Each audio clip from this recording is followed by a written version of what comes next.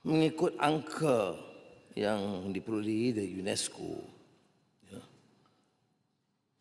137 negara telah melaksanakan umur 6 tahun bagi kemasukan tahun 1. Maknanya lebih 71% negara di dunia yang melaksanakan.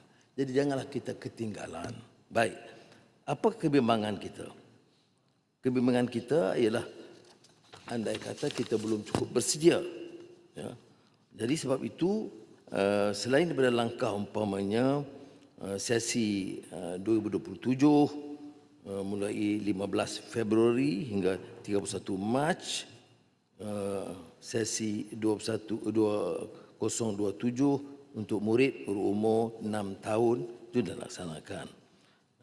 Bagi kanak-kanak berumur 5 tahun boleh mendaftar untuk mengikuti prasekolah secara pilihan mulai 6 April 2026.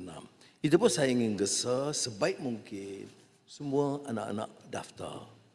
Mengapa kita pilihan? Kerana peringkat awal kita tidak mahu ibu bapa merasakan kejutan atau paksaan.